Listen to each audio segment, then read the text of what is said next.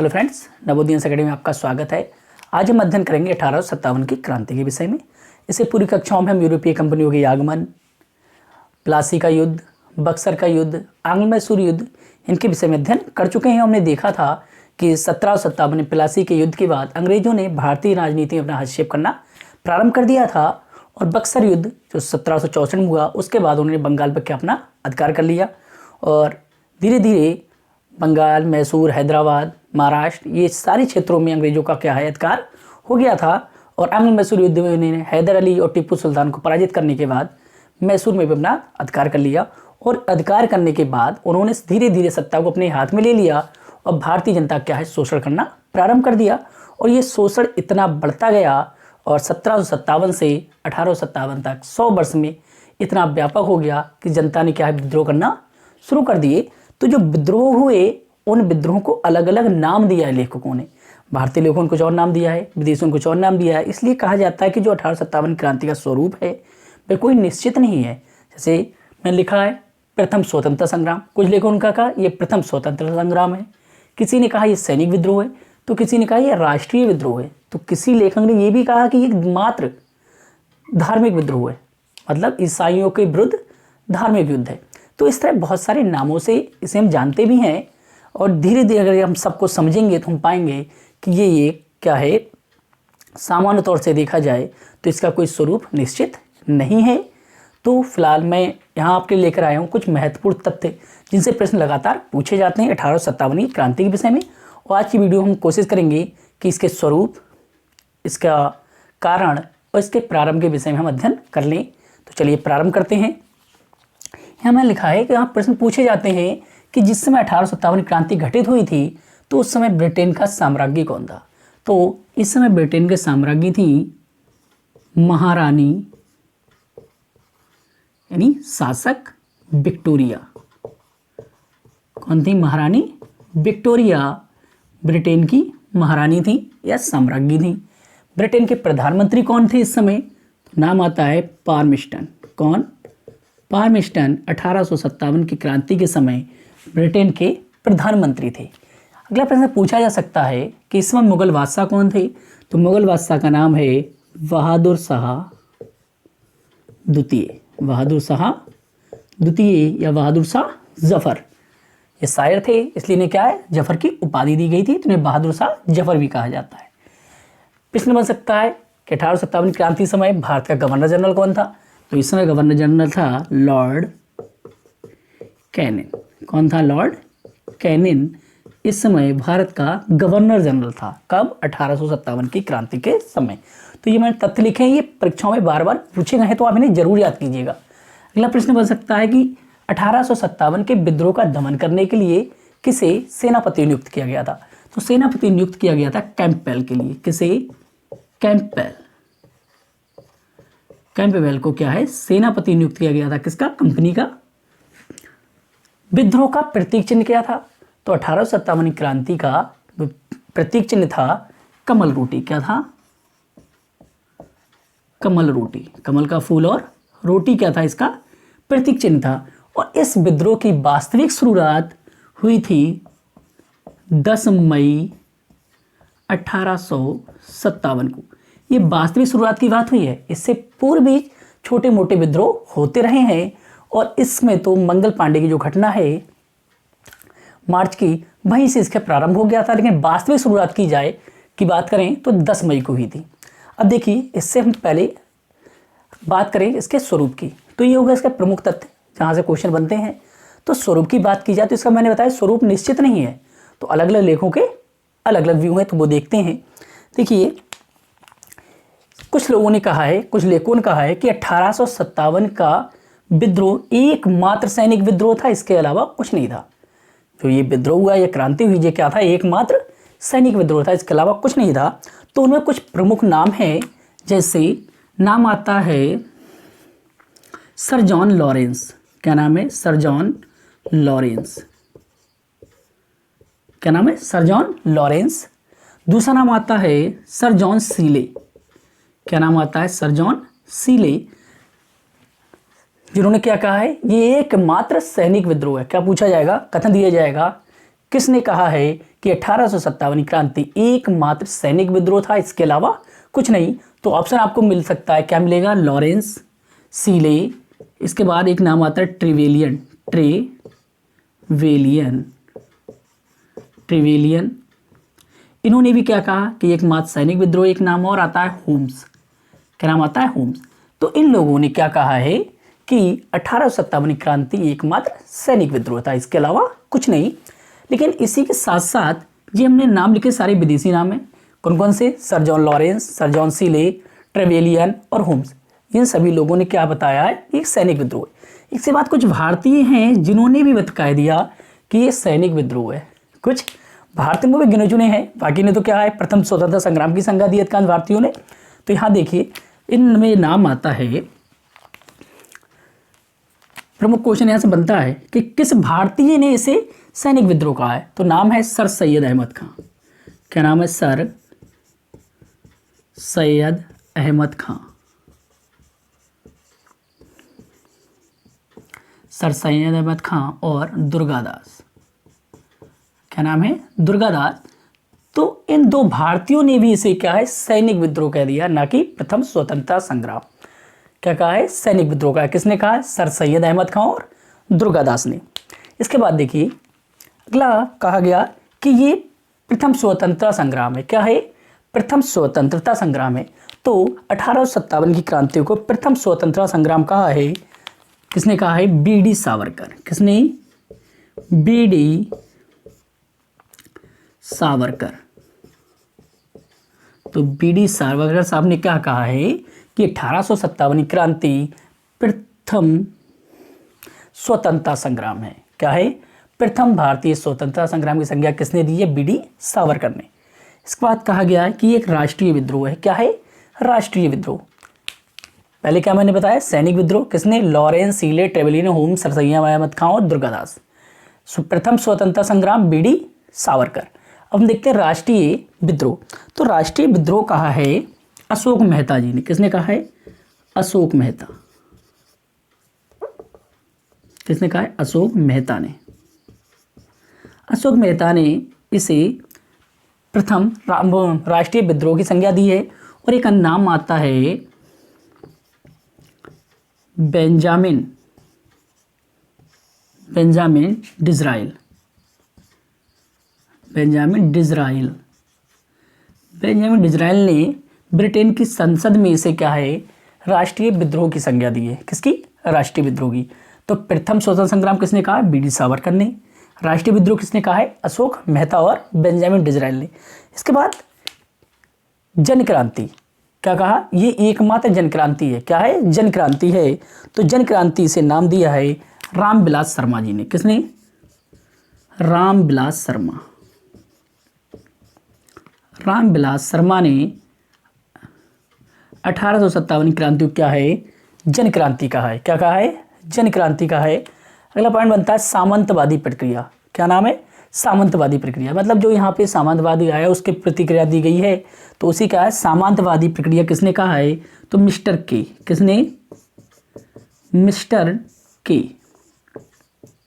Mister के ने 1857 क्रांतिकारी को 1857 क्रांति को क्या कहा है? सामंतवादी प्रक्रिया का। किसने कहा है? मिस्टर के ने। अब एक नाम और आता है, किसी व्यक्ति ने इसे ईसाइयों के विरुद्ध धर्मयुद्ध कहा है। क्योंकि जब आप इसके कारण पढ़ोगे तो आपको पता चलेगा कि इसमें धार्मिक कारणों में एक नाम आता है ईसाई मिशनरियों के भारत आने का। किसका?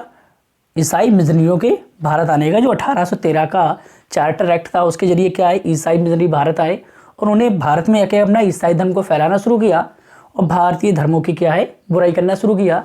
तो अपने धर्म को बचाने के लिए लोगों ने क्या है, विद्रोह कर दिया। ऐसा कहा है एक लेखक है जिसका नाम है रीज। क्या नाम है? रीज। तो रीज ने इसे ईसाइयों के विरुद्ध एक धर्म युद्ध कहा है। तो ये अलग अलग लेखों ने इसे अलग अलग नाम से पुकारा है, इसलिए इसका क्या है, स्वरूप कोई निर्धारित नहीं है। हालांकि बात की जाए, एक भारतीय लेखक ने क्या कहा है कि भारत का प्रथम स्वतंत्रता संग्राम ना तो प्रथम था, ना ही राष्ट्रीय था और ना ही स्वतंत्रता संग्राम था। अर्थात इसका अर्थ क्या निकलता है कि इसका स्वरूप क्या है, निश्चित नहीं है। क्या है? स्वरूप निश्चित नहीं है। और ये कथन है रमेश चंद्र मजूमदार का। किसका है? रमेश चंद्र मजूमदार।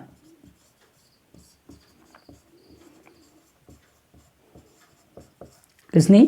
रमेश चंद्र मजूमदार ने कहा है कि भारत का जो प्रथम स्वतंत्रता संग्राम है 1857 जो क्रांति है उसका स्वरूप क्या है? निश्चित नहीं है। तो ये प्रश्न बनते हैं इसके स्वरूप से। पूछा जा सकता है कि किस व्यक्ति ने क्या कहा है। आप इसको एक दो बार देखिए, आपको आसानी से समझ में आ जाएगा किसने क्या कहा है।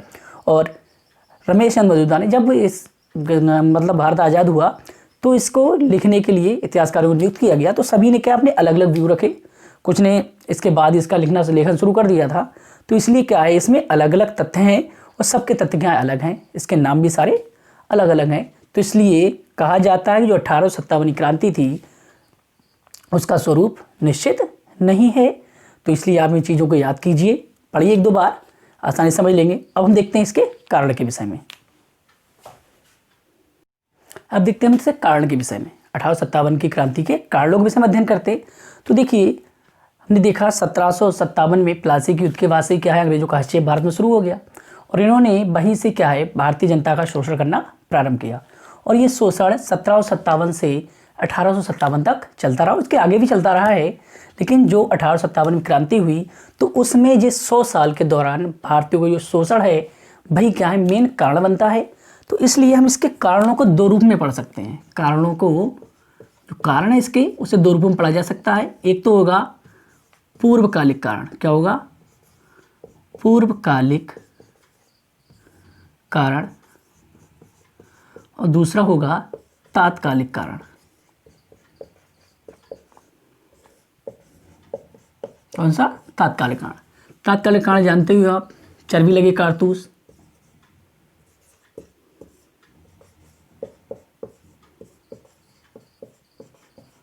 चर्बी लगे कारतूस की घटना है, वो क्या है, 1857 का तात्कालिक कारण है। लेकिन हम इसके साथ साथ पढ़ेंगे पूर्वकालिक कारण, क्योंकि ऐसा नहीं है कि कोई भी क्रांति एक दिन में घटित हो जाती है।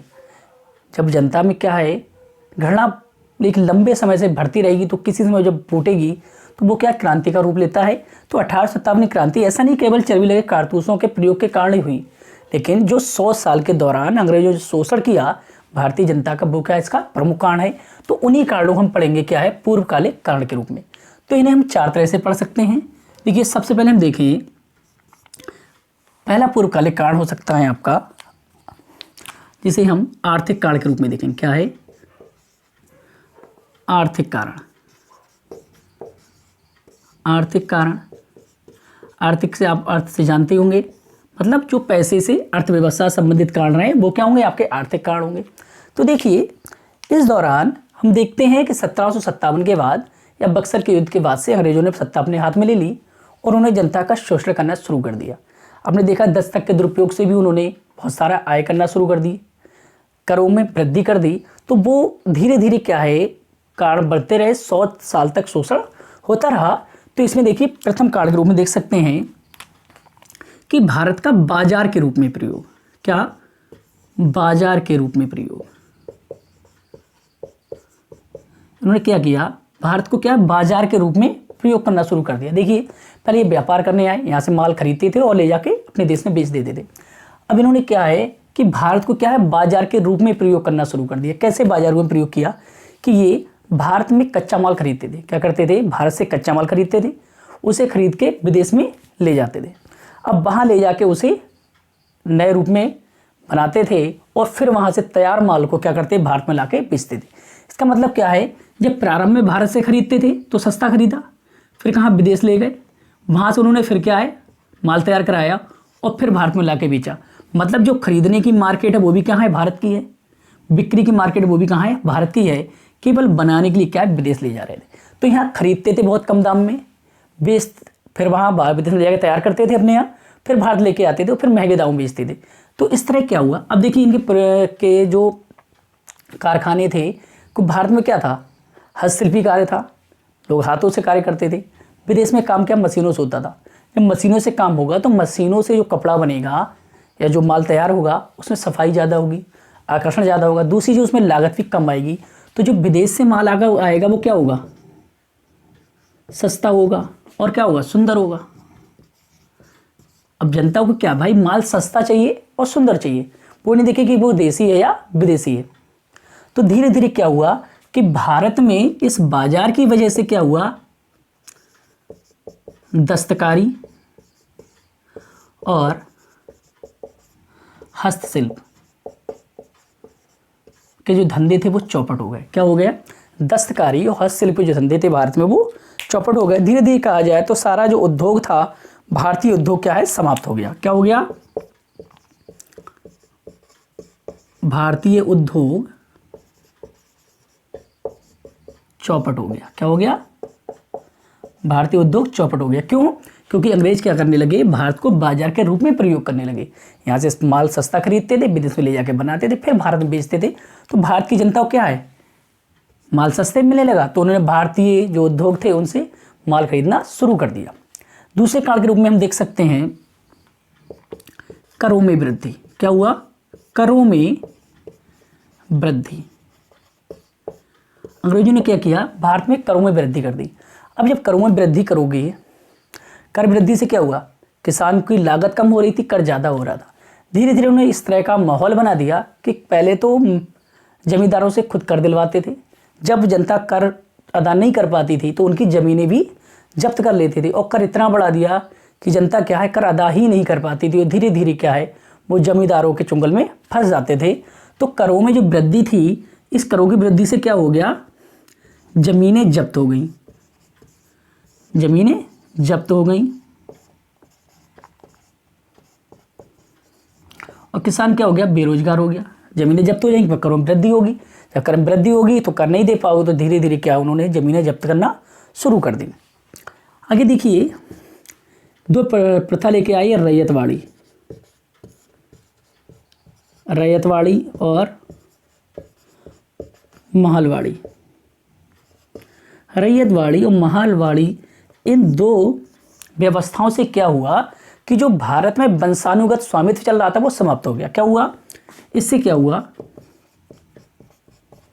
वंशानुगत स्वामित्व समाप्त हो गया। जो ज़मीनें पहले से राजाओं के या जमींदारों के पास रही हैं, उसमें रैयतवाड़ी और महलवाड़ी व्यवस्था से क्या हुआ, उनका वंशानुगत स्वामित्व समाप्त हो गया। तो जिससे क्या, लोगों की ज़मीनें छिन गई, जमीन लोगों की क्या हुई, ज़मीनें छिन गई। इन्होंने क्या किया, उपाधियाँ छीन ली, जैसे राजाओं को उपाधि दी जाती थी, सम्मान में जो पद दिए जाते थे वो इन्हें छीन ली, जिससे क्या, उनकी मान मर्यादाओं को बहुत ठेस पहुंची। अगला कारण इसका देखा जाए तो जो अकाल पड़ा, क्या हुआ, अकाल, अकाल के समय में भी कर वसूला गया, कर वसूला गया। अकाल पड़ा तो किसान खेती नहीं कर पाया, उसकी आय नहीं हुई, लेकिन उससे जबरन क्या है, कर वसूला गया। तो इससे भी लोगों में क्या है, जनता में क्या है, गुस्सा बढ़ता जा रहा था। आगे देखिए, एक कारण और हम देख सकते हैं, इच्छा के विरुद्ध उत्पादन करवाना। क्या है, इच्छा के विरुद्ध उत्पादन। तो जो भारतीय किसान थे उनसे क्या है भाई, किसानों को क्या चाहिए, जौ बाजरा धान गेहूँ अपने खाने के लिए चाहिए था, मगर ये लोग क्या है, उनकी इच्छा के विरुद्ध, मतलब खाने की चीज़ों नहीं, मतलब जो व्यापार की वस्तुएं थी उनका उत्पादन शुरू करवा दिए। जैसे नील है, चाय, इस तरह के उत्पादन इन्होंने, और रेशम वगैरह है, इनके उत्पादन शुरू करवा दिए, ना कि धान गेहूँ के। तो जब इच्छा के विरुद्ध उत्पादन होगा तब भी किसानों में क्या होगा, संतोष होगा। अकाल की स्थिति में उनसे कर वसूला गया, गुस्सा और बढ़ गई। रैयतवाड़ी और महलवाड़ी से क्या हुआ, वंशानुगत जो स्वामित्व था भारतीयों का, जिम्मेदारों का, वो समाप्त हो गया। उनसे पदवी उपाधियाँ छीन ली गई, जिससे उनकी मान मर्यादा ठेस पहुंची। करों में जब अधिक वृद्धि हुई तो धीरे धीरे जमीनें क्या हैं, जब्त हो गई भारतीयों की, बाजार के रूप में प्रयोग किया, तो जिससे क्या, दस्तकारी और हस्तशिल्प भारत में चौपट हो गया, भारतीय उद्योग धंधे चौपट हो गए। तो ये क्या है, कुछ आर्थिक कारण बने जो 1857 क्रांति में मुख्य योगदान रखते हैं। तो ये कार्य क्या धीरे धीरे हो रहा था। तो ये मैंने क्या बताया कि 1857 क्रांति का कोई तात्कालिक जो कारण है वो मुख्य नहीं है, उसके साथ में जो और कारण भी रहे उनसे प्रश्न पूछे जाते हैं और उनका योगदान महत्वपूर्ण रहा है। अगले कारण के रूप में हम देख सकते हैं राजनीतिक कारण। क्या देख सकते हैं, राजनीतिक कारण।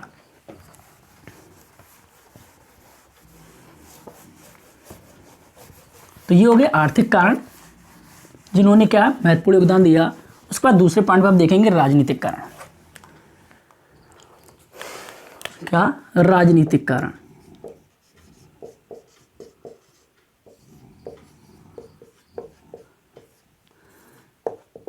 राजनीतिक कारणों का भी योगदान बहुत अच्छा रहा है 1857 की क्रांति में। देखिए इसमें हम पहला देखते एमहर्स्ट। एमहर्स्ट था, इस एमहर्स्ट ने क्या किया कि उस समय सत्ता किसकी थी भाई? भारत में जो सत्ता थी वो किसकी थी? मुगल बादशाह की थी। तो बादशाहत किसकी चल रही थी? मुगल बादशाह की चल रही थी। एमहर्स्ट ने क्या किया कि बादशाहत मानने से इनकार कर दिया। मानने से इनकार कर दिया। इसने क्या कहा कि भारत में कोई बादशाह हो मुझे उससे मतलब नहीं है, मुझे मुगल बादशाह से कोई मतलब नहीं है। वह बादशाह होगा तो भारतीयों के लिए होगा, मेरे लिए नहीं है। क्या है? बादशाह भारतीयों के लिए, मेरे लिए नहीं है। तो उसने क्या है, बादशाह की बादशाहत मानने से क्या है, इनकार कर दिया। किसने? एमहर्स्ट ने बादशाहत मानने से, मुगल बादशाह की बादशाहत मानने से क्या कर दिया, इनकार कर दिया, जिससे मुगल बादशाह को बहुत ज़्यादा ठेस पहुंची। दूसरा हम देख सकते हैं व्यक्ति आया बेलेजली। मैंने इसके बारे में पढ़ाया था जब बांग्ला मैसूर युद्ध पढ़ाया था, तब भी मैंने बताया था, इसके बारे में छोटा बता दिया था। तो बेलेजली ने क्या किया, बेलेजली हमने पढ़ा है कि बेलेजली लेके आया एक सहायक संधि। क्या चीज? सहायक संधि। देखिए बात की जाए सहायक संधि का जन्मदाता, तो सहायक संधि का जन्मदाता डुप्ले था। कौन था? डुप्ले। लेकिन सहायक संधि को व्यापक रूप से इसने प्रचारित किया वह व्यक्ति था बेलेजली। तो बेलेजली ने सहायक संधि के माध्यम से क्या किया, इस सहायक संधि से भारतीय राज्यों की स्वतंत्रता छीन ली।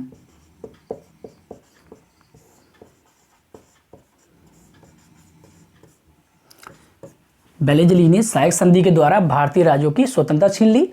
इसने क्या किया था कि सहायक संधि के जरिए संधि कर ली, राजाओं से वहां अपनी सेना रख दी, और उस सेना का खर्च कौन उठाता था? वहां का शासक उठाता था। तो बेलेजली की सहायक संधियों से भारतीय राज्यों की क्या है, स्वतंत्रता छीन ली गई थी। तो राजा का कोई खास योगदान नहीं रह गया था। अगली बात की जाए व्यक्ति जिसकी हम बात करें, डलहौजी। कौन?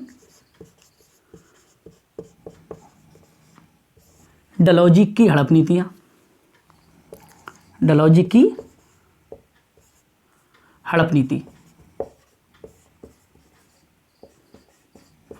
डलहौजी ने क्या किया, भारत में हड़प नीतियां प्रारंभ कर दी। क्या कर दी?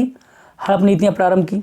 इसने क्या किया, इसने पहला काम किया कि मुगल बादशाह को किला खाली करने को कह दिया।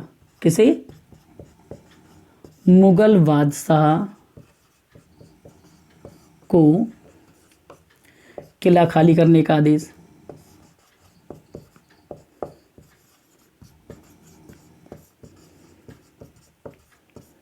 करने का आदेश।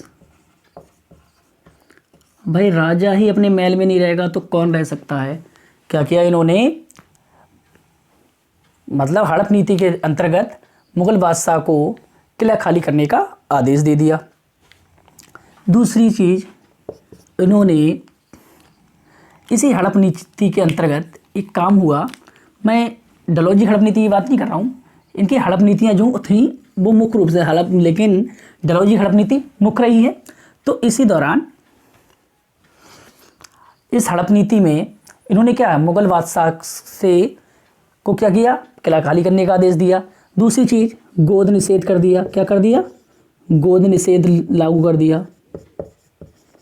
क्या करोगे भाई, गोद निषेध लागू करने से क्या हुआ कि जिन राजाओं की संतान नहीं थी, जो संतान गोद लेते थे उन्हें अपना उत्तराधिकारी बना देते थे, तो उससे भी इन्हें क्या है, प्रतिबंधित कर दिया कि अब आज से कोई भी राजशासक किसी बच्चे को गोद नहीं लेगा, और जब जिसकी संतान नहीं होगी तो उसकी संपत्ति किसकी हो जाएगी, कंपनी की हो जाएगी। इन्होंने गोद निषेध कर दिया, और जिन लोगों ने पहले गोद ले रखा था तो उन्हें क्या था, उनके बच्चे थे, उन्हें क्या है, पेंशन प्रारंभ कर दी। पेंशन प्रणाली क्या की, पेंशन प्रणाली प्रारंभ कर दी। गोद निषेध बंद कर दिया। पेंशन प्रणाली प्रारंभ की, लेकिन कुछ समय बाद क्या है, बाद में इसे भी बंद कर दिया, इसे भी बंद कर दिया। क्या प्रारंभ में तो क्या है, इन्होंने गोद निषेध बंद किया तो क्या है, पेंशन देना शुरू कर दी, लेकिन बाद में क्या है, पेंशन देना भी बंद कर दी। दूसरी बात, गोद निषेध के बाद हम देखें, इन्होंने तो देखिए, एक तो हड़प नीति से क्या, मुगल बादशाह को किला खाली करने का आदेश दिया, गोद निषेध कर दिया, तो जिससे ऐसे रानी लक्ष्मीबाई पे प्रभाव पड़ा इसका, कि वह क्या है, अपने पुत्र को शासक नहीं बना सकती थी, उन्होंने पुत्र को क्या है, गोद लिया था। तो आगे देखते हैं, इन्होंने अब जैसे जिनकी संतान थी, जिन शासकों की संतान थी, तो उनके राज्य को हड़पने के लिए इन्होंने क्या किया, वहाँ कुछ शासन लागू कर दिया। क्या कहा कि भाई कुछ शासन चल रहा है, यहाँ आप शासन नहीं कर पा रहे हैं, क्या हड़प नीति के अंतर्गत गोद निषेध कुछ शासन। भाई जिस राजा की संतान थी तो उससे तो आप ले नहीं सकते थे, उसकी संतान है तो वो वहाँ का सम्राट बनेगा, वहाँ का शासक बनेगा, तो उन्होंने क्या वहाँ लगा दिया कुछ शासन, कि भाई यहाँ का राजा क्या है, अपना शासन नहीं चला पा रहा है। तो इसका प्रभाव किस पे पड़ा, अवध में। कहाँ पड़ा, अवध में। बाजिद अली शाह का पुत्र था ब्रिजेश कादिर, तो वह शासक बनता अवध का, तो इसलिए उन्होंने वहाँ कुछ शासन लगा के अवध का भी विलय कर लिया। दूसरी चीज़ राजनीतिक कारण देखें तो क्या हो सकता है कि जो कंपनी थी, क्या थी,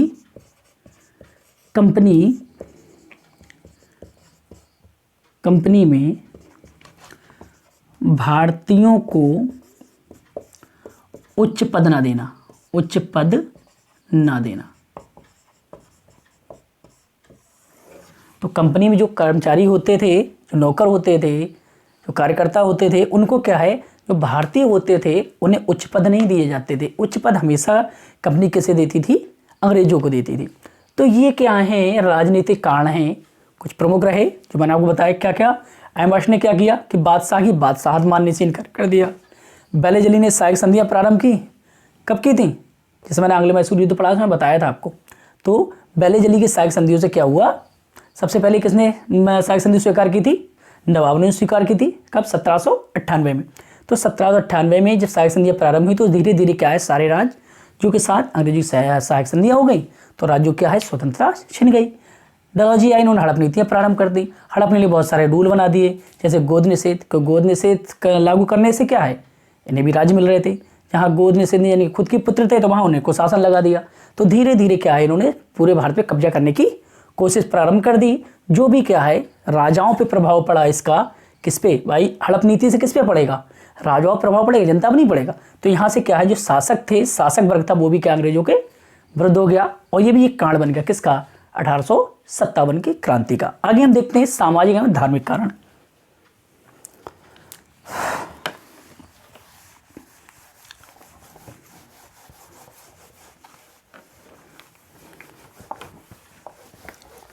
तो धीरे धीरे हम सारे कारणों को समझते हैं, क्योंकि 1857 क्रांति को आपको पढ़ना है, आपके देश की क्रांति हुई है तो उसके बारे में आपको अच्छे से जानकारी रखनी चाहिए, केवल परीक्षा के माध्यम से नहीं, देश के इतिहास के बारे में हमें जानकारी होनी चाहिए।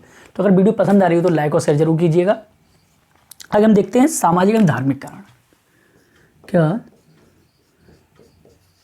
सामाजिक एवं धार्मिक कारण,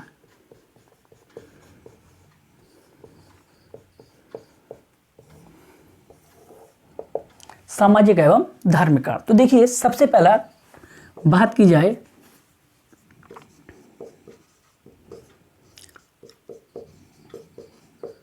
रूढ़िवादिता में परिवर्तन।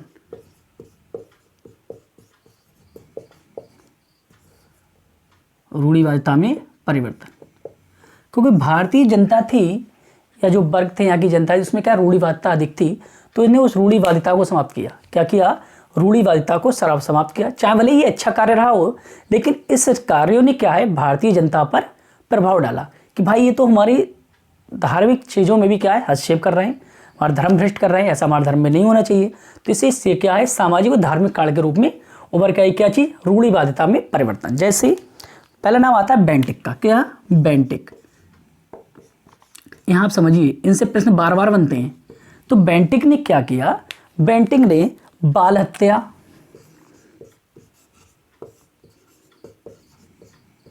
बाल हत्या पर क्या प्रतिबंध लगा दिया। क्या है, सती प्रथा पर प्रतिबंध लगा दिया, बाल हत्या, सती प्रथा और नर हत्या। क्या था? नर हत्या, इन चीज़ों पे प्रतिबंध लगा दिया। किसने लगाया? विलियम बेंटिक ने। अब विलियम बेंटिक ने जब ये प्रतिबंध लगा दिया तो क्या है, ये सीधी सीधी भारतीय रूढ़िवादिता पे क्या प्रहार था? क्या था? भारतीय रूढ़िवादिता पे सीधे सीधे प्रहार हुआ, और जिससे क्या है, ये समाज में एक गलत चीज़ बनकर सामने आई। ये गलत नहीं था तो सही, लेकिन भारतीय रूढ़िवादिता के अनुसार क्या था, ये गलत था। दूसरा नाम आता है डलहौजी। क्या है? डलहौजी। डलहौजी ने क्या किया? विधवा पुनर्विवाह की अनुमति दे दी। क्या? विधवा पुनर्विवाह, विधवा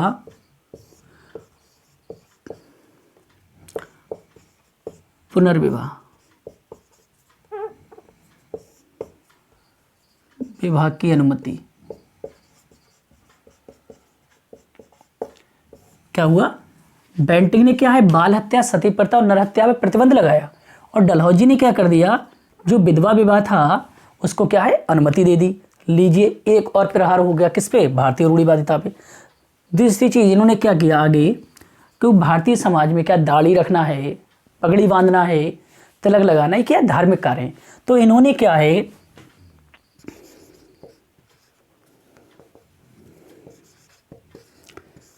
दाढ़ी बढ़ाने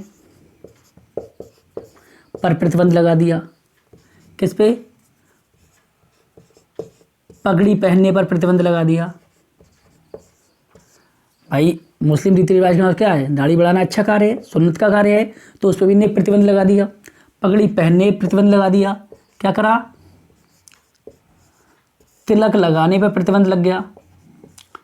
तो इस तरह क्या है, ये धीरे धीरे हम सारी चीज़ें देखते हैं तो क्या है, ये धार्मिक चीज़ें हैं, जैसे दाढ़ी बढ़ाना, पगड़ी पहनना, तिलक लगाना, इन चीज़ों पर प्रतिबंध लगाया। तो ये भी क्या है, रूढ़िवादिता को ठेस पहुंचाने वाला कार्य था। आगे देखिए, यहाँ पर एक और चीज़ निकल के आती है जो मुख्य रही है, और इससे प्रश्न बार बार पूछा गया है कि 1813 में, 1813 के चार्टर एक्ट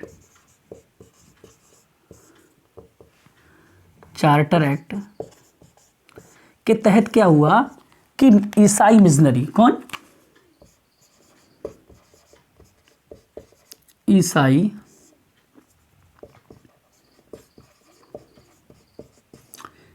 मिशनरी भारत आए। 1813 के चार्टर एक्ट के जरिए ईसाई मिशनरी, मतलब कहा जाए ईसाई धर्म के प्रचारक, ये 1813 में क्या भारत आए, और इन्होंने भारत में आकर स्कूल है, बाजार है, जेल है, मतलब जहाँ पर जनता एकत्र होती थी, पब्लिक जहाँ होती थी, वहाँ ये लोग क्या करते थे, अपने ईसाई धर्म का प्रचार करते थे, और भारतीय धर्मों की क्या है, बुराइयाँ करते थे। तो ये धीरे धीरे व्यक्तियों के अंदर क्या पहुँच गई भावना कि जो ईसाई मिशनरी है क्या है, हमें धर्म भ्रष्ट कर रहे हैं, हमारे धर्म को क्या गलत बता रहे हैं, और हमें क्या है, हमारा धर्म परिवर्तन करने के लिए मजबूर कर रहे हैं। तो ये भी क्या है, एक धार्मिक कारण रहा भारत में ईसाई मिशनरियों का आना, जिससे क्या है, भारतीय जनता को क्या बहुत ठेस पहुंची। कोई अपने धर्म की बुराई कोई नहीं सुनना चाहता, ये लोग क्या करते थे, अपने धर्म की बड़ाई करते थे, और भारतीय धर्म को क्या है, बुराइयां करते थे। आगे देखिए, यहाँ पर एक चीज आती है, भारतीयों में अंग्रेजों ने क्या अजेयता का सिद्धांत छोड़ा था, कि क्या है कि अंग्रेज क्या है, वो अजेय हैं, उन्हें जीता नहीं जा सकता, और वो जो गोरे हैं, मतलब अंग्रेज बने ही क्या है, भारत पर शासन करने के लिए, कालों पर शासन करने के लिए ही बने हैं। इन्होंने यहाँ पर भारतीयों क्या है, असभ्य बताया। क्या बताया?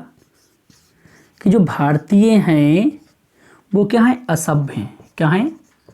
असभ्य। भारतीय हैं असभ्य, भारतीय क्या है, असभ्य है, भारतीय असभ्य है, और इन्हें सभ्य बनाना, क्या बनाना, सभ्य बनाना अंग्रेजों का अधिकार है। क्या है? अंग्रेजों का अधिकार है। भारतीय क्या है, असभ्य है, और इनको सभ्य बनाना क्या है, अंग्रेजों का अधिकार है। दूसरी चीज यहाँ पे ये भारतीयों के लिए क्या, काले गोरे का जो भेद था वो सामने आने लगा। इन्होंने भारतीयों को निग्रो या काले लोग कहना शुरू कर दिया। दूसरी चीज, होटल और क्लबों में भारतीयों का प्रवेश वर्जित कर दिया। क्या कर दिया? वर्जित कर दिया कि भारतीय हैं वो होटल और क्लबों में नहीं जा सकते। और ये कथन आपने सुना ही होगा कि Indians and dogs are not allowed. कहाँ लिखा होता था? होटलों और क्लबों गेट पे लिखा गया। मतलब भारतीयों की तुलना भी की गई तो किससे की गई? कुत्तों से की गई कि Indians and dogs are not allowed. तो ये क्या है? सामाजिक और धार्मिक कारण रहे जो 1857 की क्रांति में महत्वपूर्ण योगदान रखते हैं। इन कारणों की वजह से भी 1857 की क्रांति प्रारंभ हुई। तो कौन कौन से थे? मैंने बताया रूढ़िवादिता पर सीधे प्रहार, रूढ़िवादिता में परिवर्तन। क्या बेंटिक ने किया? बाल हत्या, सती प्रथा, नर हत्या पर क्या प्रतिबंध लगा दिया। डलहौजी ने विधवा पुनर्विवाह की अनुमति दे दी। दाढ़ी बनाने पर प्रतिबंध लगा दिया। पगड़ी पहनने पर प्रतिबंध, तिलक लगाने पर प्रतिबंध लगा दिए। 1813 के चार्टर एक्ट के जरिए ईसाई मिशनरी भारत आए जिन्होंने भारतीय धर्म की बुराइयां शुरू कर दी और अपने धर्म का प्रचार प्रसार शुरू कर दिया। भारतीय हैं असभ्य, क्या है? अंग्रेजों ने कहा कि अंग्रेजों क्या भारतीय असभ्य हैं और इन्हें सभ्य बनाना हमारा अधिकार है। दूसरी चीज, होटल और क्लबों में भारतीयों के प्रवेश को वर्जित कर दिया कि भारतीय होटल्स और क्लबों में नहीं जा सकते। तो अभी तो हमने किसने 3 प्रकार कारणों का अध्ययन किया। कौन कौन से? आर्थिक कारण, राजनीतिक कारण और धार्मिक कारण। आगे हम देखते हैं सैनिक कारणों के विषय में। क्योंकि सैनिकों ने ही विद्रोह किया, आम जनता इसमें साथ थी, मगर जो शुरुआत की वो किसने की है? सैनिकों ने की है। तो चलिए सैनिकों के बारे में जरूर पढ़ते हैं। ये सैनिकों का प्रथम विद्रोह नहीं था। 1857 की क्रांति में ये सैनिक विद्रोह जो हुआ है वो प्रथम सैनिक विद्रोह नहीं था, क्योंकि हम इससे पहले बहुत सारे विद्रोह के बारे में पढ़ चुके हैं सैनिकों के।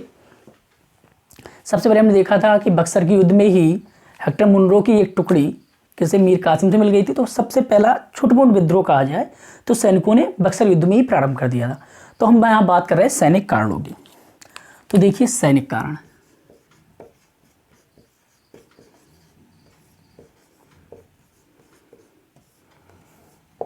क्योंकि सैनिक ही मेन थे इस युद्ध में। तो देखिए सैनिक कारणों में मेन चीजें रही हैं क्या है कि जो अंग्रेज सैनिक थे उन्हें पहली बात तो वेतन ज़्यादा दिया जाता था और भारतीय सैनिकों को क्या है? कम वेतन दिया जाता। तो ये भी भावना थी भारतीयों में कि हमें वेतन कम मिलता है। तो ये भी इसका कारण रहा है। क्या कारण है?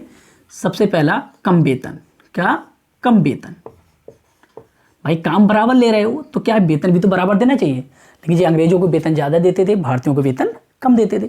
मगर फिर भी भारतीय क्या है? लोग सेना में कार्य करते थे कि भाई आय का स्रोत तो था, कम मिलता था, फल मिलता तो था, अपना खर्चा तो चल रहा था। दूसरी चीज़, सेना में क्या था? उच्च पद ना देना, उच्च पद ना मिलना। भारतीयों क्या थे? सेना में उच्च पद कभी नहीं मिलते थे, भाई सैनिक के रूप में ही रहते थे, उच्च पद नहीं दिए गए। दूसरी चीज़, अनुपात की भी बात की जाए तो 5 भारतीय और 1 अंग्रेज होता था। 5 भारतीय और 1 अंग्रेज। तो जो सैनिक अनुपात था वो भी काफ़ी डिफरेंस था कि 5 भारतीय और 1 अंग्रेज। तो यहाँ भी सैनिकों के में भावना थी कि अगर हम चाहें तो अंग्रेजों को मार भी सकते हैं, क्योंकि हम 5 हैं और अंग्रेज सैनिक 1 हैं। तो ये अनुपात भी मुख्य भूमिका निभाता है। आगे देखिए एक चीज़ यहाँ समझ में आती है कि जो मैंने भी बताया सामाजिक और धार्मिक कारण में कि यहाँ पे गोरे काले का भेद साफ नजर आने लगा था। यहाँ पे अंग्रेजों ने क्या है? भारतीयों को निग्रो या काला कहना शुरू कर दिया था और उनके होटल और क्लबों में आगमन पे भी प्रतिबंध लगा दिया था। तो देखिए यहाँ पर ये क्या चीज़ आती कि जो सेना में लोग थे उन्हें अंग्रेज क्या निग्गर कहते थे। क्या कहते थे? निग्गर या काला आदमी। काला आदमी कहकर पुकारते थे। जो अंग्रेज सैनिक थे वो भारतीयों क्या निग्गर या काला आदमी कहकर पुकारते थे। सेना में था, सेना में जो सैनिक थे उनसे क्या है? निग्गर या काला आदमी कहते थे। कौन कहते थे? अंग्रेज। तो इससे क्या है? सैनिकों को बहुत ठेस पहुंचती थी, लेकिन वो धीरे धीरे क्या है? सहन तो कर रहे थे, लेकिन वो गुस्सा कब फूटता है इस चीज़ का? 1857 की क्रांति में। अगला पॉइंट देखिए, यहाँ पर एक चीज़ आती है साफ नजर आ रही थी जो वो है 1854 में डाक अधिनियम। क्या आया? डाक अधिनियम आया।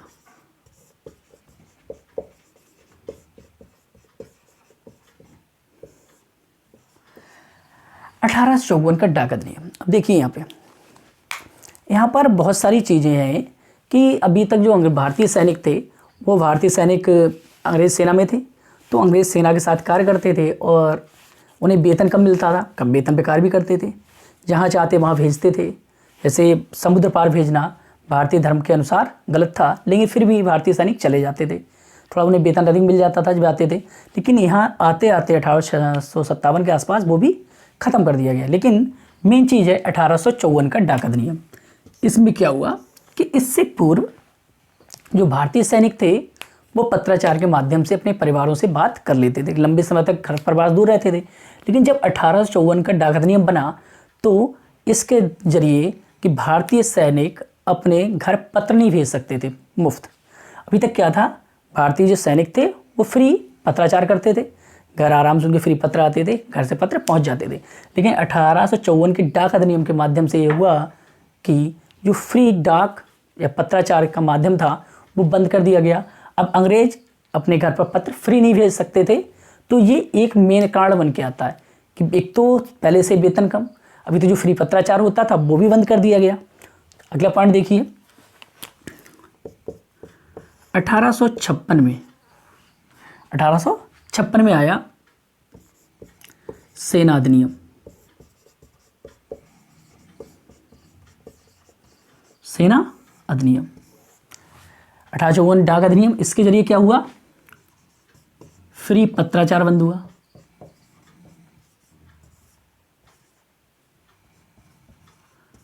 फ्री पत्राचार पर क्या प्रतिबंध लगा दिया। इस सेना भर्ती अधिनियम का देखिए, इसमें क्या है, इस सेना भर्ती अधिनियम से अभी तक जो सैनिक थे उन पर पाबंदी थी कि भाई उन्हें कहीं भी भेजा जा सकता, समुद्र पार भेजा जा सकता था, तो सैनिक क्या मना भी कर देते थे। लेकिन जब ये अधिनियम बनाया गया तो सेना भर्ती अधिनियम के जरिए कोई भी सैनिक मना नहीं कर सकता था, उसे कहीं भी भेजा जा सकता था। दूसरी चीज़, उसका जो वेतन था वो भी कम कर दिया गया था। फ्री पत्राचार अभी तो ये बन गया था, यहाँ शुरू हुआ, यहाँ पे कोई लागू कर दिया, अब तो होगा ही नहीं। तो मेन चीज़ यहाँ तो ये 1854 ही मान लीजिए, वो वहीं से शुरू हो गया। लेकिन 1856 में सेना अधिनियम बना तो मेन चीज़ यहाँ सामने आई कि दाढ़ी नहीं रख सकते, तिलक नहीं लगा सकते, पगड़ी नहीं पहन सकते, और आपको सेना में होते हुए कहीं भी भेजा जा सकता है और आप मना नहीं कर सकते हैं। तो ये भी एक मेन कारण के रूप में सामने आता है। और तत्कालिक कारण के रूप में देखा जाए तो क्या है, अवध का विलय। अवध का विलय,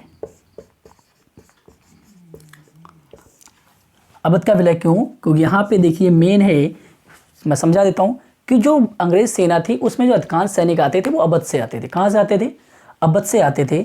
और जब इन्होंने अवध में क्या है कुछ शासन लगाकर, क्या कि भाई वाजिद अली साहब वहाँ शासन नहीं कर पा रहे हैं, तो इसलिए उन पर कुछ शासन लगाया जाता और सत्ता कौन संभालेंगे, अंग्रेज संभालेंगे। तो ये सीधे सीधे सैनिकों पर प्रहार हुआ, क्योंकि प्रत्येक सैनिक एक वर्दीधारी किसान था, अपने किसान लोग निवास करते थे। तो ये सीधे सीधे प्रहार किस पे हुआ, किसानों पे। इसीलिए भी किसान क्या है इस विद्रोह में उतर आए। तो ये क्या कुछ प्रमुख सैनिक कारण रहे हैं जो 1857 की क्रांति में अपना योगदान निभाया इन्होंने। तो हम इन कारणों को अच्छे से समझ सकते हैं, और जब हम कारणों को समझेंगे तभी पता चलेगा कि 1857 की क्रांति प्रारंभ ही क्यों हुई थी, प्रारंभ क्यों हुई और क्यों ये प्रारंभ की गई थी। और अब हम देखते हैं इसका प्रारंभ कैसे हुआ, 1857 की क्रांति का प्रारंभ कैसे हुआ। ये सारे कारणों ने अपना योगदान निभाया 1857 की क्रांति को प्रारंभ करने का। हम पूर्वकालिक कारणों के विषय में पढ़ चुके, अब हम करेंगे तात्कालिक कारण और 1857 क्रांति के प्रारंभ के विषय में। तो देखिए, तात्कालिक कारण की बात की जाए तो 1856 में ब्राउन बेस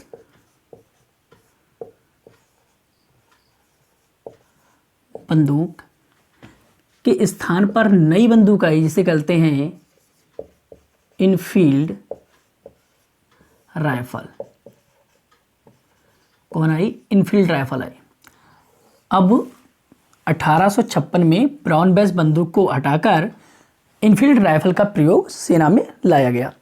इनफील्ड राइफल में जिस कारतूस का प्रयोग होता था, किसका, कारतूस का, वो कारतूस था सुअर और गाय की चर्बी से निर्मित थैली के अंदर क्या था, जो कारतूस था वो सुअर और गाय की चर्बी के पैकिंग के अंदर पैक होता था। किसमें? गाय और सुअर की चर्बी की पैकिंग के अंदर पैक होता था, जिसका प्रयोग किस में करते थे हम? मतलब इनफील्ड राइफल में। और इस कारतूस का नाम भी किसने पूछा गया है कि किस कंपनी का था, तो इनफील्ड कंपनी का था ये कारतूस। तो इस कारतूस का प्रयोग करने के लिए सैनिकों को जो चर्बी से बनी पैकिंग थी उसे दांतों से फाड़ना होता था। तो ये क्या था? मेन कारण बना, क्या? तात्कालिक कारण किसका? 1857 की क्रांति का। तो देखिए वहाँ से क्या हुआ, जब वो रॉयल इनफील्ड जो इनफील्ड राइफल थी उसका प्रयोग प्रारंभ हुआ तो ये कारतूस भी आया भारत में, जो किसमें था? सुअर और गाय की चर्बी की पैकिंग में बंद था। अब यहाँ से क्या होता है कि इसकी प्रशिक्षण के लिए इसकी प्रशिक्षण के लिए 3 केंद्र बनाए गए, और केंद्र थे दमदम।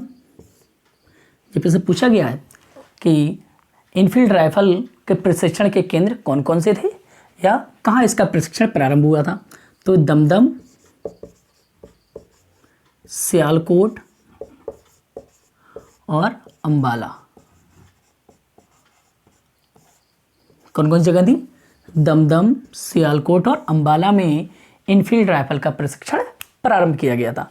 तो सैनिकों ने इसका प्रशिक्षण लेना कहाँ शुरू किया? दमदम, सियालकोट और अंबाला में। तो देखिए दमदम की बात करते हैं। इस दमदम में 2 व्यक्तियों को आपस में क्या है? लड़ाई होगी। क्यों लड़ाई हुई? दोनों अलग जाति के रहे होंगे और छुआछूत तो हमारे यहाँ बहुत पहले से ही रहा है। तो जब उन्होंने एक दूसरे के बर्तन यूज कर लिए और बर्तन यूज करने के कारण क्या है? दोनों लड़ाई हो गई। अब लड़ाई हो गई तो वहाँ पे एक सैनिक ने कहा, जो तुम आज इस बर्तन के लिए लड़ रहे हो अभी तो कुछ नहीं है, जब तुम इनफील्ड राइफल का यूज करोगे तो उसमें जब कारतूस का प्रयोग करोगे तो वहाँ जो उसकी कारतूस की जो पैकिंग है वो गाय और सुअर की चर्बी से बनी है, तब तुम्हारे धर्म का क्या होगा? तब तुम्हारा धर्म भ्रष्ट नहीं होगा। तो यहाँ पर दमदम में एक अंग्रेज सैनिक ने ही ये बात बता दी। इन्हें पता कहाँ से चला? अंग्रेज सैनिक से पता चला। कब? जब 2 भारतीय आपस में लड़ गए। किसके लिए? अपने बर्तनों के यूज को लेकर। तो दमदम में ये बात फैल गई। कहाँ फैली? सबसे पहले दमदम में क्या फैली कि जो हम कारतूस यूज कर रहे हैं वो क्या गाय और सूअर की चर्बी से युक्त पैकिंग के अंदर है। अब देखिए ये दमदम में जब ये बात फैली तो ये बात है जनवरी की। कब? जनवरी 1857 में बात फैली। कहाँ? दमदम में। कब? जनवरी 1857 में दमदम में ये बात फैल गई। जैसे इस तरह से देखा जाए तो दमदम के बाद बहरामपुर के बाद क्या? बैरकपुर।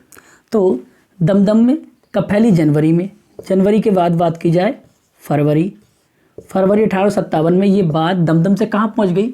यहाँ से होते हुए बहरामपुर। चलो इधर समझते चलिए। दमदम कब? जनवरी में। जनवरी के बाद कहाँ? फरवरी में। और बैरकपुर कहाँ? मार्च। तो कहाँ पहुँच गई बात? बहरामपुर।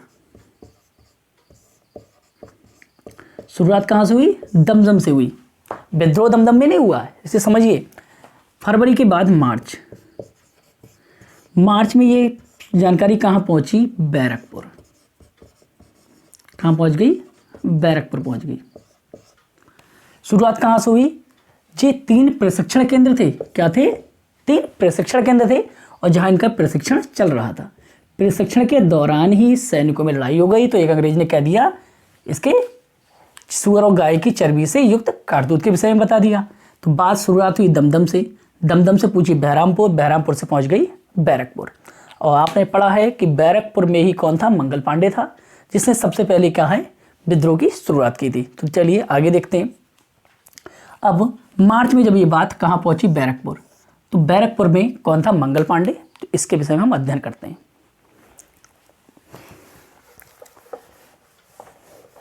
क्या था? ब्राउन बेस बंदूक की जगह पे क्या आया? इनफील्ड राइफल आई। उसमें जो कारतूस यूज हो रहा था वो किस में था? गाय और सूअर की चर्बी की पैकिंग के अंदर था, जो कि क्या है? कारण बनता है किसका? 1857 की क्रांति का तात्कालिक कारण। तो देखिए बात की जाए बंगाल। बात किसी करें बंगाल की, तो बंगाल में क्या थी, 3 छावनियाँ थी। कितनी थी, 3 थी। कौन कौन सी थी, मैंने ये बताया आपको। एक तो दमदम थी, दूसरी बहरामपुर, और तीसरी थी बैरकपुर। कौन सी थी, बैरकपुर। ये 3 छावनियाँ कहाँ थी, दमदम में थी। कौन कौन सी, वो बंगाल में थी। कौन कौन सी, दमदम, बहरामपुर और बैरकपुर। इस बैरकपुर छावनी में एक सैनिक था। कौन सैनिक था, सैनिक का नाम था मंगल पांडे। कौन था, मंगल पांडे। पंडित थे, ब्राह्मण। तो इन्होंने क्या है, इसका विरोध शुरू कर दिया। किसने, मंगल पांडे ने। लेकिन अंग्रेजों ने इनकी बात को नहीं माना। तो इन्होंने अपने मन में ठान रखा था कि मैं अब इसका प्रयोग नहीं करूंगा, मरूंगा या मारा जाऊंगा। तो उन्होंने प्लान कर रखा था किसे, अंग्रेजों को मारने का। किसे, अंग्रेजों को मारने का। इसी दौरान बात की जाए तो 29 मार्च, थोड़ा इंटरेस्टिंग है, थोड़ा समझ लीजिए। मंगल पांडे 29 मार्च को क्या पार्क में टहल रहे थे, ड्यूटी कर रहे होंगे, गश्त लगा रहे होंगे। तो इस समय 29 मार्च को इन्होंने सबसे पहले एक व्यक्ति सामने आता है। कौन, इसका नाम था सार्जेंट ह्यूडसेन।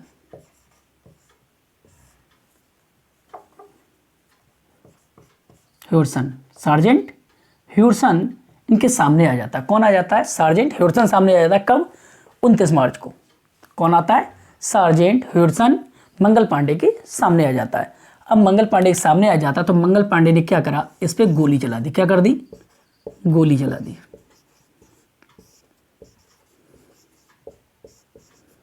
किस पे चलाई, सार्जेंट ह्यूडसन पे। सार्जेंट ह्यूडसन गोली लगती है तो ये आदेश देता है। क्या करता है, आदेश देता है किसका, मंगल पांडे को गिरफ्तार करने का। किसका, गिरफ्तारी का। गिरफ्तारी का आदेश देता है। किसे देता है, व्यक्ति था जमादार ईश्वरी प्रसाद।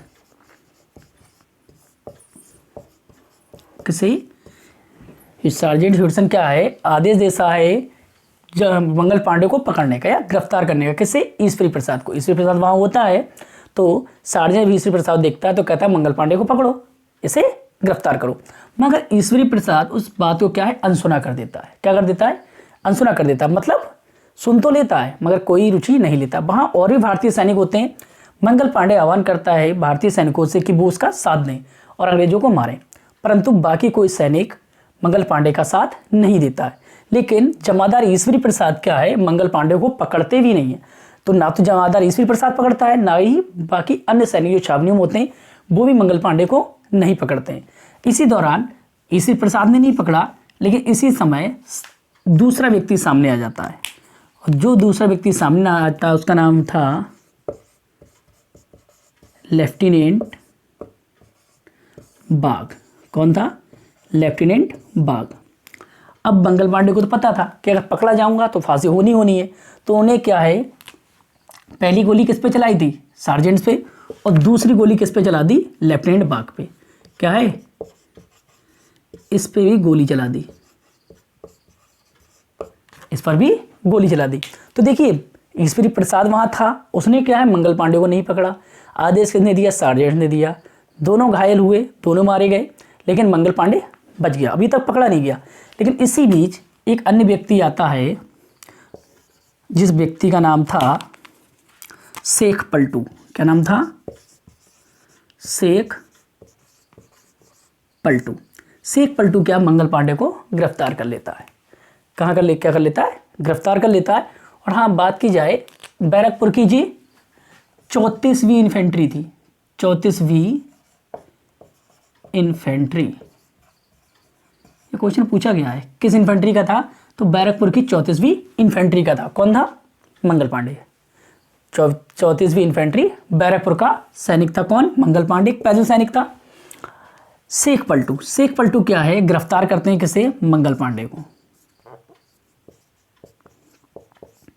तो बाकी सैनिक जितने भी थे उनने किसी ने भी क्या है मंगल पांडे को गिरफ्तार नहीं किया। तो इसका मतलब साफ है कि जो भी बाकी जो छावनी में सैनिक थे उन्होंने मूक समर्थन दिया था किसी मंगल पांडे को, ना तो अंग्रेजों के साथ आया ना मंगल पांडे के साथ आया, ना तो उन्होंने मंगल पांडे को गिरफ्तार किया ना ही अंग्रेजों पर गोलियां चलाई। तो इस तरह देखा जाए तो मूक समर्थन भारतीय सैनिकों को किसे मिला था, मंगल पांडे को मिला था। अब देखिए शेख पलटू क्या है, इसे गिरफ्तार कर लेते हैं। गिरफ्तार करने के बाद आपने पढ़ा होगा मंगल पांडे को, जब मंगल पांडे को शेख पलटू पकड़ता है तो बाकी जो सैनिक होते हैं वो ईंट पत्थर जूते चप्पल मारते हैं शेख पलटू को, मगर छोड़ता नहीं है और छुड़ा नहीं पाते हैं वो लोग। तो इस प्रकार 8 अप्रैल को, कैसे 8 अप्रैल को फांसी दे दी जाती है। किसे, मंगल पांडे को। मंगल पांडे को 8 अप्रैल को फांसी दे दी जाती है। गिरफ्तार करने के बाद 8 अप्रैल को इसे फांसी दी जाती है और ये जमादार जो ईश्वरी प्रसाद थे इन्हें 21 अप्रैल को फांसी दे दी जाती है। क्यों दे दी जाती है, क्यों इन्होंने क्या है आदेश नहीं माना था, इन्होंने आदेश नहीं माना, इसलिए इस जमादार ईश्वरी प्रसाद को 21 अप्रैल को फांसी दे दी जाती है। मंगल पांडे ने किसे, ह्यूडसेन और किसके लिए क्या कहते हैं लेफ्टिनेंट बाग को मार दिया था, हत्या कर दी, इसलिए मंगल पांडे को फांसी दी जाती। दूसरी चीज़, जो इसके सैनिक होते हैं बाकी 34वीं इन्फेंट्री के, इन सैनिकों को क्या है सजा दी जाती है और इसे भी क्या है बर्खास्त कर दिया जाता है, मतलब ये समाप्त कर दी जाती है।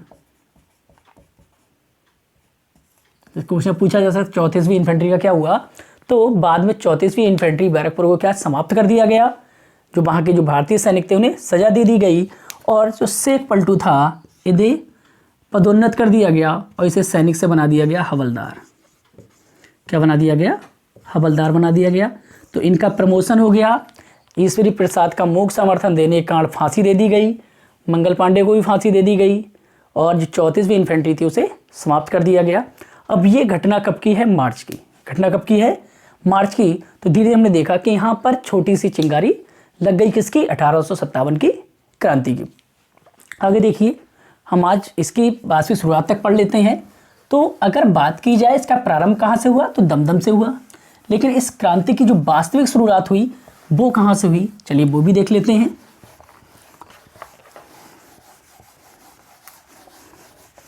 तो अप्रैल में मंगल पांडे को फांसी हुई। इसके बाद एक तिथि घोषित की गई कि इस तारीख को भारत में क्या क्रांति की जाएगी, और तारीख थी 31 मई। 31 मई 1857 को क्या है 1857 क्रांति थी। जो क्रांति होनी थी उसकी डेट या तिथि निश्चित की गई थी, परंतु मेरठ में, कहाँ, मेरठ में 10 मई को जो वहाँ के सैनिक थे, वहाँ उन लोगों सैनिकों ने क्या विद्रोह कर दिया। 10 मई को नहीं, 9 मई को। 9 मई को क्या है सैनिकों ने विद्रोह कर दिया। अब विद्रोह कर दिया, उस विद्रोह के दौरान वहाँ के लगभग 82 से 85 सैनिकों को क्या है उम्र कैद की सज़ा दे दी गई। क्या कर दिया गया, सैनिकों को उम्र कैद की सज़ा दे दी गई। अब सज़ा देने के बाद उन सैनिकों को क्या है 82 सैनिकों को क्या कारागार में बंद कर दिया गया। तो वहाँ के जो बाकी सैनिक बचे ये क्या रुष्ट हो गए और इन्होंने, मेरठ के सैनिकों ने क्या है वहाँ के अंग्रेजों पे क्या है गोलियां चला दी। क्या कर दी, गोलियां चला दी अंग्रेजों पे। कब, 10 मई को।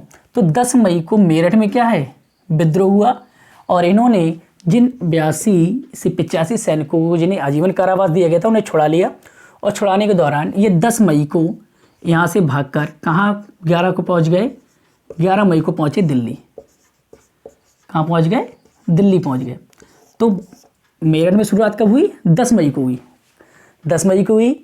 यहाँ पे उससे पहले 9 मई को सैनिकों का कारावास दिया गया था, उन सैनिकों को छुड़ाया और जो यहाँ के सैनिक थे उन सब मिलकर कहाँ पहुँच गए, दिल्ली पहुँच गए। और दिल्ली पहुँचे 11 मई को। 12 मई के लिए इन्होंने दिल्ली पर क्या है अधिकार कर लिया। 12 मई को क्या किया, दिल्ली पर अधिकार किया और बहादुर शाह द्वितीय को क्या है क्रांति का नेतृत्व करता स्वीकार किया। इसे दिल्ली का नवाब बनाया और क्रांति का नेतृत्व कर्ता नियुक्त किया। मतलब अपना नेतृत्वकर्ता किसे नियुक्त किया? बहादुर शाह जफर के लिए। तो क्वेश्चन हो सकता है 1857 क्रांति का प्रमुख नेतृत्वकर्ता या केंद्रीय नेतृत्वकर्ता कौन था? तो बहादुर शाह द्वितीय था। लेकिन बहादुर शाह द्वितीय इस वाला वो 82 वर्ष के हो गए थे, तो इन्होंने कारभार नहीं संभाला और इन्होंने नियुक्त किया उस व्यक्ति का नाम था वक्त खां। कौन था? वक्त खां। तो अगर बात की जाए नेतृत्वकर्ता कौन था प्रत्यक्ष रूप से, तो कौन थे? बहादुर शाह द्वितीय। अप्रत्यक्ष रूप से 1857 का नेतृत्व किसने किया? वक्त खां ने किया। वक्त खां कौन थे? इसके सेनापति थे। किसके? बहादुर शाह जफर के। तो 10 मई को क्या हुई? वास्तविक 1857 क्रांति की शुरुआत हुई। 10 मई से 11 मई को दिल्ली पहुंचे सैनिक। 12 मई को दिल्ली पर अधिकार किया और बहादुर शाह को अपना नेतृत्वकर्ता या शासक नियुक्त कर दिया और 1857 क्रांति की शुरुआत हो गई। तो अगली वीडियो हम पढ़ेंगे 1857 क्रांति के कौन कौन से केंद्र रहे, किन शासकों ने वहाँ युद्ध किया, किस अंग्रेज शासक ने वहाँ दमन किया। इस विषय में हम अध्ययन करेंगे अगली वीडियो में। तब तक के लिए नमस्कार, धन्यवाद।